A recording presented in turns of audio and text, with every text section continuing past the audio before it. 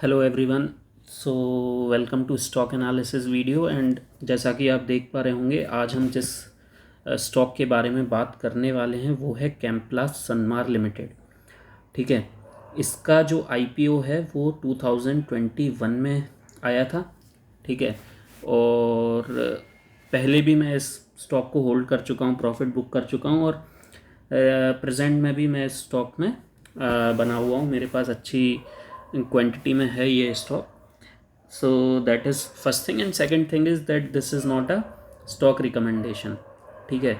ये video I am just making to share the detailed analysis of this company. ठीक है। उसके fundamentals कैसे हैं एंड कंपनी क्या करती है। ठीक है।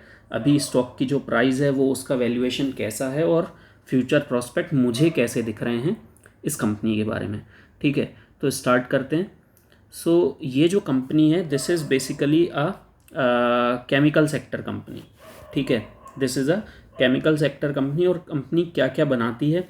It is a manufacturer of speciality chemicals. ठीक है। Such as speciality paste, PVC resin, custom manufactured chemicals. और इनके जो केमिकल्स हैं वो कहाँ यूज़ होते हैं? फार्मास्यूटिकल इंडस्ट्री में। ठीक है। एग्रोकेमिकल इंडस्ट्री में, मींस एग्रीकल्चर सेक्टर में। ठीक है। एंड फाइन केमिकल सेक्टर में। ठीक है। Company also produces chemicals such as caustic soda, chlorochemicals, hydrogen peroxide, refrigerant gas जो कि ये एसीज एंड रेफ्रिजरेटर में यूज़ होती है, एंड इंडस्ट्रियल सॉल्ट। ठीक है। और इनकी जो मैन्युफैक्चरिंग फैसिलिटीज़ हैं they are basically a South Indian company. ठीक है। साउथ इंडिया में इनकी मैन्युफैक्चरिंग फैसिलिटीज़ हैं। Mettur, Berigai, Vedaranyam in Tamil Nadu and Karaikal in union territory of Puducherry. ठीक है। तो इस कंपनी के बारे में जब मैं अभी पढ़ रहा था तो मुझे भी एक नई बात पता पड़ी जो मैं आपके साथ शेयर करता हूँ। वो नई बात ये है कि जो कंपनी है that is actually, just a second, ये पहले लिस्ट हुई थी, as you can see here, just a second. ये जो कंपनी है ये डीलिस्ट हुई थी। ये पहले भी स्टॉक मार्केट में थी and it was delisted in 2012। क्यों? क्योंकि ग्लोबल फाइनेंशियल क्राइसिस जो 2008-9 में आया था, it had to face a lot of losses. So company got delisted in 2012। और कंपनी वापस, जैसा कि मैंने बताया, आईपीओ आया 2021 में, and with a market cap of around 8,500 crore. ठीक है। And the company is owned by the Sanmar group and Fairfax India, who first invested in 2006। तो इन्होंने जब उसमें पैसा लगाया होगा तो शायद कंपनी का जो एक कह सकते हैं अच्छा रिवाइवल हुआ। ठीक है। तो अब यहाँ पर देख लेते हैं कि इसका जो की प्रोडक्ट्स हैं वो कौन कौन से हैं। तो इनका जो 67% जो इनका रेवेन्यू है वो सस्पेंशन पीवीसी, जो अभी हमने देखा पॉलीविनाइल क्लोराइड, वहाँ से आता है। एंड इस पर्टिकुलर केमिकल का जो एंड यूज़र है वो है irrigation sector, urban infrastructure and real estate. ठीक है। फिर जो इनका है नेक्स्ट है वो स्पेशलिटी केमिकल्स, वहाँ से इनका 21% रेवेन्यू आता है। ठीक है। And the end user is footwear industry, auto upholstery, leather and mats. ठीक है। Then next is 12% revenue comes from caustic soda. ठीक है। और इसमें जो एंड यूज़र है वो है paper industry, textile, chemicals, pharma and agrochemicals. ठीक है। तो इनके जो एंड यूज़र हैं basically, since they are a chemical sector company, तो इनके जो एंड यूज़र्स हैं वो बहुत वाइड वेराइटी ऑफ यूज़र्स हैं। Agriculture is also there, pharma sector is also there, textile is also there, footwear is also there, auto sector is also there, and like that. ठीक है। और अब बात करते हैं इसके फंडामेंटल्स की। तो जो अभी स्टॉक है that is currently priced at around 456 rupees. आज इसकी जो क्लोजिंग है 456 पर आई है। ठीक है। स्टॉक का जो पी है वो 12 है। तो स्टॉक यानी कि ओवर वैल्यूड नहीं है, प्राइस टू इक्विटी रेशो काफ़ी कंफर्टेबल है, and stock has a good prospect to go up. ROC जो है वो भी बहुत अच्छा है, 51.1%, return on capital employed and return on equity is also 51.3%। एक और जो पॉजिटिव पॉइंट मुझे जो लगता है वो इसका डेट टू इक्विटी है, वो है 0.5 which is also very healthy. ठीक है, नेक्स्ट देखते हैं हम कि मुझे ये स्टॉक क्यों अभी बहुत ज़्यादा ऐसा लग रहा है कि it can give a very good momentum, because एक यहाँ पर आप देख रहे होंगे एक अच्छा फॉल, अच्छा करेक्शन इसमें ऑलरेडी आ चुका है। ठीक है, अप्रैल 2022 के अराउंड इसने हाई बनाया था 685 का, उसके बाद से इसमें काफ़ी अच्छा करेक्शन आ गया और करेंटली स्टॉक इज़ एट 456। और आप देख रहे हैं कि ये जो 50 डेज मूविंग एवरेज था, ये येलो कलर वाली जो लाइन है, and this black colour line is 200 days moving average. So 50 days moving average काफ़ी नीचे चला गया था, now they are coming closer 50 days moving average and 200 days moving average.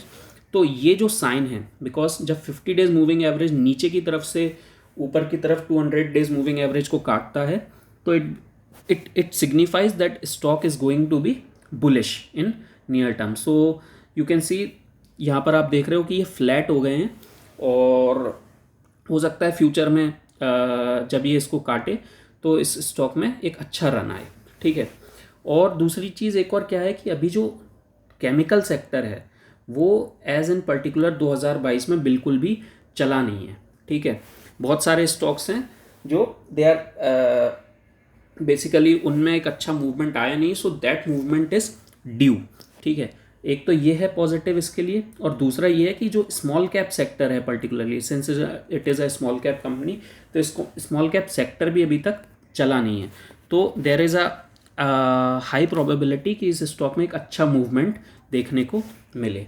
ठीक है, अगर इसके पीयर्स से इसका कंपैरिजन करें तो बेसिकली ये काफ़ी छोटी कंपनी है ऑफ अराउंड 7,000 करोड़। इसके जो पीयर्स हैं they are all big companies like Pidilite, SRF, Solar Industries, Gujarat Linde and Deepak Nitrite, Tata Chemical. So all these are big companies and they have a good PE ratio.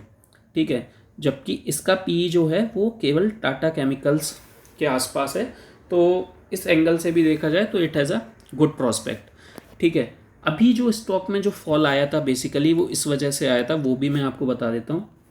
Because इसका जो quarterly result है सितंबर का, तो वहाँ पर अगर आप ईयर ऑन ईयर बेसिस पे देखें तो सितंबर 2021 में सेल्स थी 1673 करोड़ की, वेयर एज इन सितंबर 2022 इट वाज अराउंड 1194 करोड़।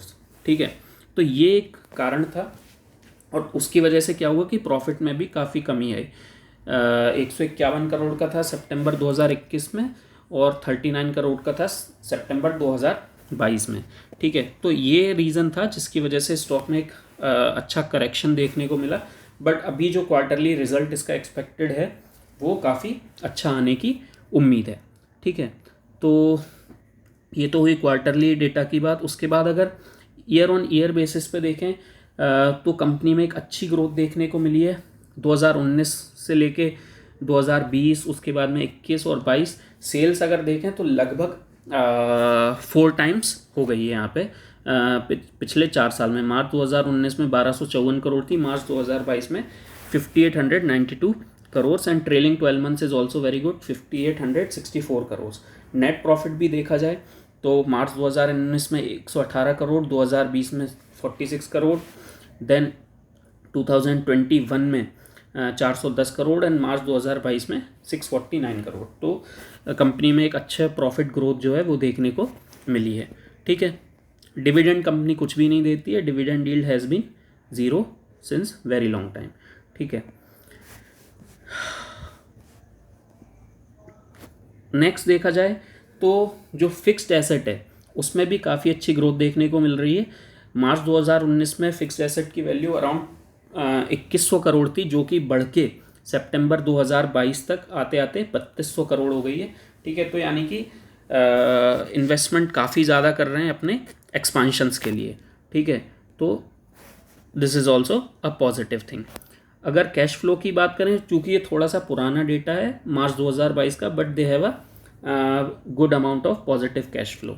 ठीक है, जैसा कि मैंने बताया ROCE एंड ROE, तो जो रेशोज़ हैं they are also very good and ROCE is around 51%। ठीक है, नेक्स्ट देखते हैं इसकी शेयर होल्डिंग का क्या है। So for that we will go to ticker tape. तो अगर देखा जाए, जैसा कि अभी मैं बता रहा था आपको कि जो पास्ट 1 ईयर है उसमें इसका रिटर्न -25% रहा है, मतलब काफ़ी करेक्शन आ गई है। हाई बनाया था 685 का and low of 357 and currently the stock is at, as I have already mention, 456 rupees. ठीक है, तो नेक्स्ट देखते हैं जो होल्डिंग है।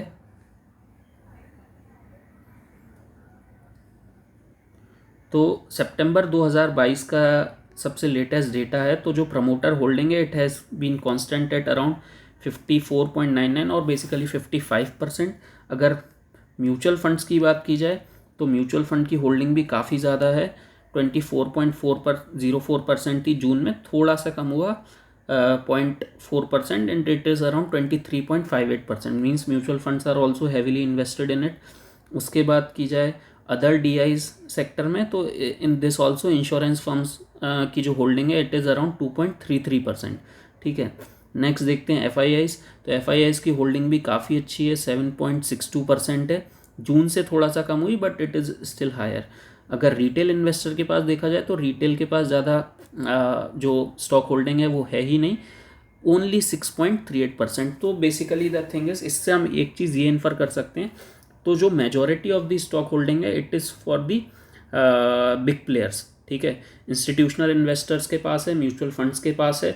ठीक है, रिटेल के पास बिल्कुल ना के बराबर होल्डिंग है।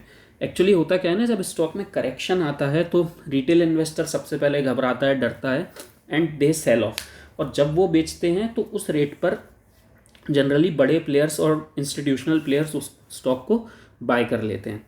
तो that is the case and that's why I am bullish on this stock कि आने वाले टाइम में एक ये अच्छा मूव दे सकता है, देखने को मिल सकता है। अब चलते हैं ट्रेडिंग व्यू पर और इसके चार्ट में देखते हैं कि स्टॉक क्या कर रहा है। तो अगर आप कंटिन्यूसली देखें, अगर मैं इसके RSI की बात करूं particularly, so it is at around healthy level of around 54.43। ठीक है, अगर फिबोनाची लेवल पे देखें तो stock is currently near it's pivot जो है इट इज़ अराउंड 449। ठीक है, आज इसने पाइवट के ऊपर क्लोजिंग दी। ठीक है, उसके बाद में आप कंटिन्यूसली देख रहे हो कि ये जो लेवल है ये वाला 480 का, यहाँ पर यहाँ पर यहाँ पर यहाँ पर यहाँ पर यहाँ पर again and again it is taking a strong resistance at 480। ठीक है, अगर 480 के लेवल को निकालता है तो फर्स्ट टारगेट जो होगा इट विल बी 492, और मुझे लगता है ये शायद हमें इस मंथ में आई एम एक्सपेक्टिंग देखने को मिल सकता है। ठीक है, क्योंकि स्टॉक में अभी एक अच्छा करेक्शन आया वापस से, अराउंड 474 का इसने यहाँ पर हाई बनाया था, और I am daily watching this stock. ठीक है, और यहाँ पर इसने वापस से जो लो है वो बनाया अराउंड 420 का। ठीक है, यहाँ पर, और यहाँ से वापस बढ़ के now it is trading at around 456 rupees. तो मुझे तो ये स्टॉक बहुत अच्छा लग रहा है। कंपनी का जो बिज़नेस है वो भी बहुत अच्छा है and they have been doing pretty well. सितंबर क्वार्टर का रिजल्ट अच्छा नहीं आया था, बट ओवरऑल जो ये वाला क्वार्टर है, दिसंबर वाला क्वार्टर है, उसमें अच्छा रिजल्ट आने की उम्मीद है। एंड ओवरऑल जो केमिकल सेक्टर है, जब उसमें एक अच्छा रन आएगा और स्मॉल कैप सेक्टर में एक मूवमेंट आएगा ऊपर की तरफ, तो ये स्टॉक अच्छे रिटर्न्स दे सकता है। तो आपको ये एनालिसिस कैसी लगी प्लीज़ कमेंट करके बताइए। Thank you for watching.